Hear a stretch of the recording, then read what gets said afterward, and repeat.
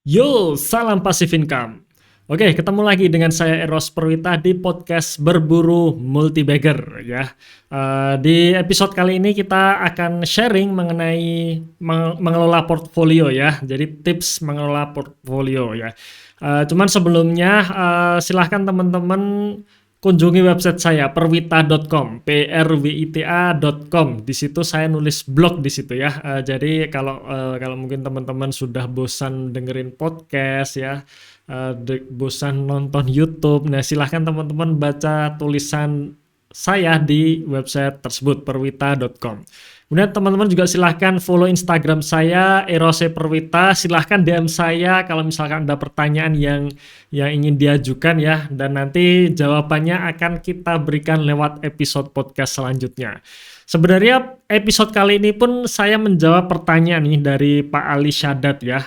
Beliau DM saya lewat Instagram, beliau tanya seperti ini ya, Mas Eros, saya seorang investor ya. Jadi artinya beliau ini berinvestasi bukan trading ya. Bulan kemarin 100% dana investasi saya belikan di Adaro di harga 1.200 ya. Sekarang ada dana lebih lagi. Tolong berikan rekomendasi saham yang harus saya beli, apakah INDI atau ITMG. Terima kasih. Nah, di sini saya mungkin akan menjawab bukan saham INDI atau ITMG yang bagus ya, bukan, tapi lebih ke 100% dana investasinya gitu. 100% dana investasi dibelikan saham Adaro. Nah, jadi seperti ini. Menurut saya, ketika kita menempatkan 100% dana investasi kita di satu instrumen, itu sangat beresiko ya. Bukan hanya cukup beresiko, tapi sangat beresiko. Artinya apa? Artinya investasi kita sangat tergantung pada kinerja Adaro saja.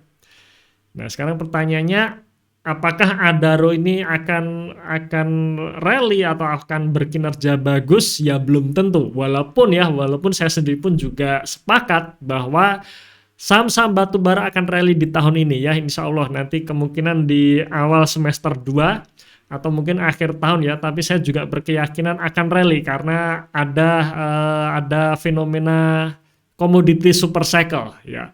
Karena komoditi super cycle akan membuat trigger ya, itu sebenarnya hanyalah trigger untuk perusahaan-perusahaan komoditas membuahkan kinerja yang positif, dan akhirnya ketika kinerja positif biasanya harga sahamnya juga akan ikut naik dalam jangka panjang ya.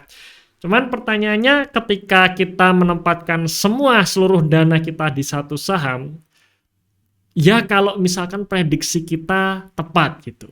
Karena yang namanya masa depan kita tidak tahu ya. Contohnya saja seperti beberapa hari ini berita-berita mengenai corona yang meledak, rumah sakit yang mulai kepayahan, kewalahan, itu sudah merajalela.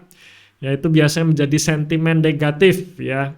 Harapannya sih pemerintah tidak melakukan lockdown lagi. Kalau melakukan lockdown lagi ya sudah, biasanya harga-harga saham akan bertumbangan seperti itu. Ya harapannya sih tidak, kemungkinan sih tidak akan lockdown total lagi seperti tahun kemarin ya. Nah, cuman intinya kita tidak tahu masa depan. Ya kalau semua berjalan sesuai rencana kita, bagaimana jika tidak? Ya bagaimana jika ternyata market akan crash lagi? Gimana jika ternyata komoditinya harganya setelah hari ini turun-turun terus, yang membuat akhirnya kinerja perusahaan komoditas nggak jadi naik, tapi alias turun. Nah, kemungkinan harga sahamnya juga turun. Dan ketika satu-satunya instrumen kita tadi yaitu saham Adaro mengalami penurunan harga saham, ya sudah habis, sudah investasi kita gitu. Jadi menurut saya kalau kita bicara mengenai investasi, kita sebaiknya melakukan diversifikasi. Ya, diversifikasi menurut saya bagian dari investasi itu sendiri. Nah, diversifikasi gimana caranya? Jawabannya tergantung dari profil resiko kita masing-masing gitu. Beda profil resiko, beda pula cara penempatannya. Misalkan kalau saya sendiri seorang tipe yang konservatif, artinya ya saya berani mengambil resiko tapi juga nggak besar-besar gitu ya. Ya maka saya akan pilih instrumen ataupun saham-saham yang aman dulu gitu. Kemudian cuman aman ini tetap ada potensi untuk menuju kenaikan ya, kenaikan kinerja dan kenaikan harga saham ya. Jadi pertama aman dulu. Nah, tapi dan biasanya instrumen yang aman ataupun saham yang aman itu kenaikan yield-nya itu biasanya lebih kecil dibandingkan dengan instrumen maupun saham yang kategorinya resiko tinggi. Ya, contohnya misalkan seperti ini. Kita bicara saham Adaro. Saham Adaro kita lihat harga tertinggi di tahun-tahun kemarin 2018 atau 2017 ya, sekitar 2017-2018 itu harganya pernah di 2.500 ya. Kenapa? Karena kinerjanya bagus. Jadi kurang lebih ada 100% dari sekarang masih ada peluang gitu ya. Tapi kalau kita bicara saham yang lebih beresiko, misalkan saham Indika Energi. Indika Energi pernah di tahun 2018 harganya di 4.400. Jadi sekitar 200% dari harga sekarang. Nah, kenapa ada potensi yang berbeda? Karena ya bisnisnya berbeda, kondisi perusahaannya berbeda. Adaro cenderung kondisinya bagus, fundamentalnya bagus. Tapi untuk Indika Energi cenderung fundamentalnya tidak begitu bagus. Nah, tetapi karena tidak begitu bagus maka harga sahamnya murah, dan ketika bisa berbalik arah menjadi positif, menjadi bagus, harga sahamnya peluangnya naik lebih kencang lagi. Nah, kira-kira seperti itu. Itu contoh saja ya, contoh antara saham Adaro dengan Indi. Nah, permasalahannya dua-duanya ini adalah saham batu bara.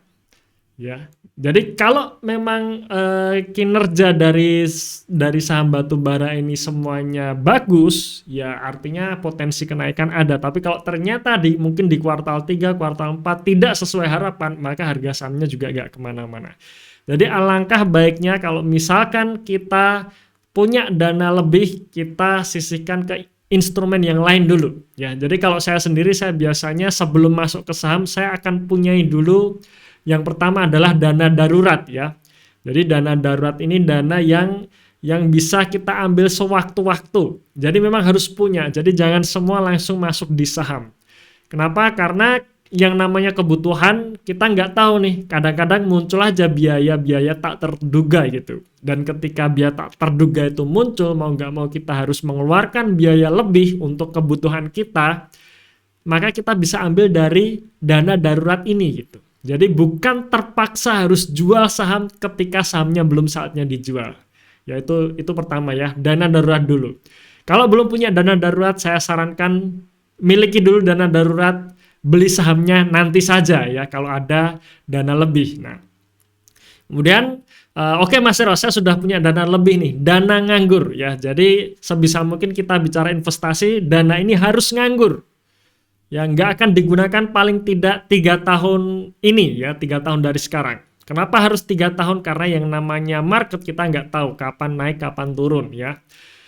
Jadi kalau misalkan teman-teman baru nabung untuk biaya nikah tahun depan, ya sebaiknya jangan masuk di saham gitu ya. Ditaruh di deposito saja atau reksadana pasar uang saja gitu. Ya oke. Kita bicara mengenai dana lebih ya. Jadi sudah ada dana lebih, tidak akan digunakan ke 3 tahun ke depan. Nah selanjutnya baru kita bisa masuk ke instrumen yang resikonya lebih tinggi tapi menawarkan yield yang lebih tinggi. Kalau saya sendiri, saya juga beli yang namanya sukuk ya. Sukuk yang diterbitkan oleh pemerintah, menurut saya itu juga perlu. Itu untuk hedging saja sih sebenarnya ya. Jadi yield yang ditawarkan biasanya lebih tinggi dari bunga deposito, lebih tinggi dari inflasi ya. Jadi lindung nilai saja nih. Jadi paling tidak ada instrumen amannya juga. Ya, ada instrumen aman. Jadi ketika nanti misalkan instrumen yang beresiko tinggi ini semuanya hancur ya, semuanya bobrok semua, nah kita masih punya instrumen yang aman yang bisa menyelamatkan dana investasi kita, yaitu di obligasi pemerintah ya. Jadi ada ORI, ada sukuk ya. Nah teman-teman bisa pilih sendiri. Kalau saya cenderung ke sukuk. Kenapa sukuk? Selain karena itu berbasis syariah, yang kedua ada project base-nya. Jadi kalau kita beli sukuk ya, dana yang masuk ke dalam sukuk ini digunakan untuk membangun infrastruktur ya. Jadi tidak gelondongan. Kalau kita beli ORI kan gelondongan nih ya. Jadi bisa dipakai buat bayar utang, bisa dipakai buat gaji orang-orang DPR gitu kan. Nah, saya nggak mau itu gitu. Makanya saya pilih beli sukuk saja ya. Itu yang kedua, instrumen aman. Nah, baru setelah kita sudah memiliki dana darurat dan instrumen yang aman, kita baru masuk ke saham gitu. Ya, masuk ke saham. Nah, dan memilih saham sendiri pun juga menurut saya perlu di beberapa sektor, tidak satu sektor saja. Kalau saya sih minimal 3 sektor ya. Kenapa harus 3 sektor? Karena ada saat-saatnya ketika sektor tertentu terpuruk, tapi sektor yang lain akan naik gitu.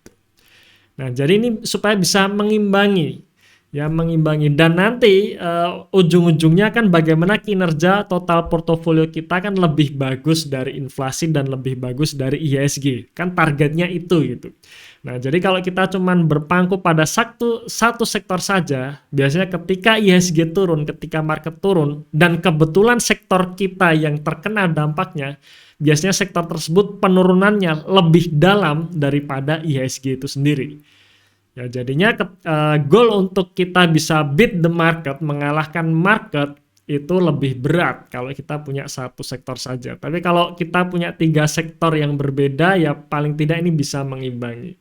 Ya, kalau saya sendiri ya consumer good tetap perlu ada ya, walaupun sekarang consumer good sedang tidak bagus ya, sedang dijauhi ya. Justru saat dijauhi ini paling nggak kita masuk nih, mumpung belum naik kan gitu.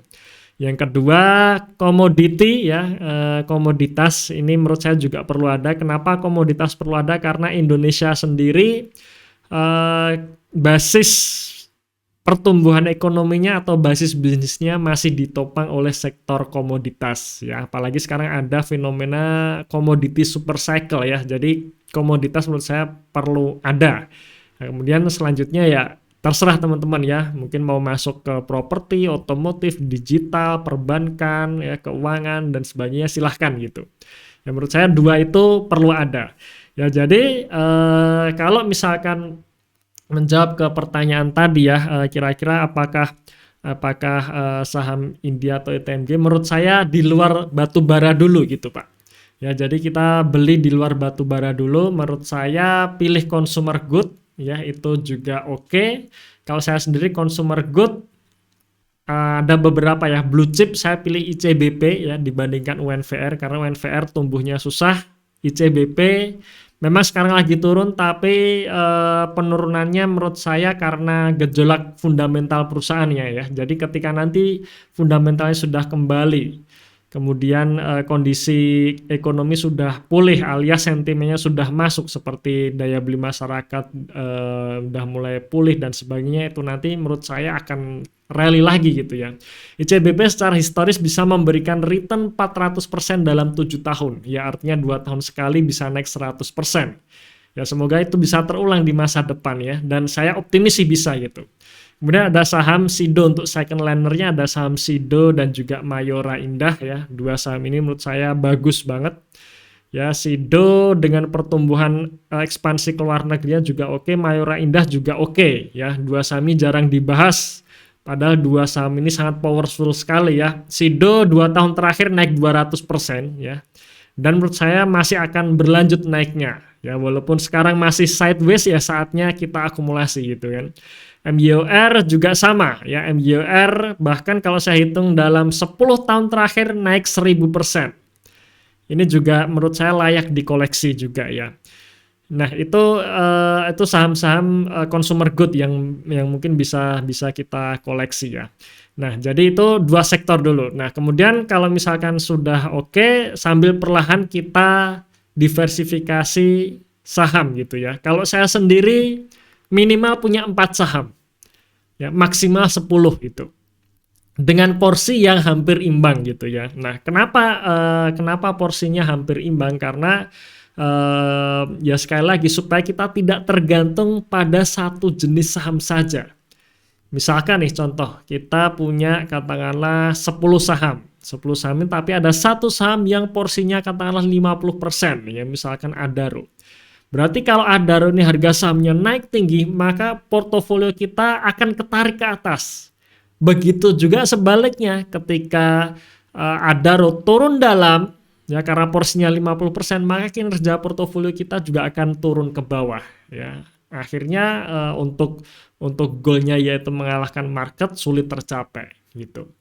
Nah, itu sekelas tips ya, tips bagaimana menyusun portfolio ya. Jadi sekali lagi ya, punya dana darurat, miliki instrumen aman, kemudian baru masuk saham. Saham sendiri paling tidak punya 3 sektor dan minimal 4 saham, maksimal 10 gitu ya. Oke, mungkin itu sekilas podcast yang singkat ini ya, semoga bisa memberikan manfaat. Sekali lagi silahkan teman-teman DM ke saya, ke Instagram saya ya, Erose Perwita. Di situ nanti pertanyaan-pertanyaan teman-teman akan kami bikinkan podcastnya ya. Terima kasih sudah menonton sampai akhir.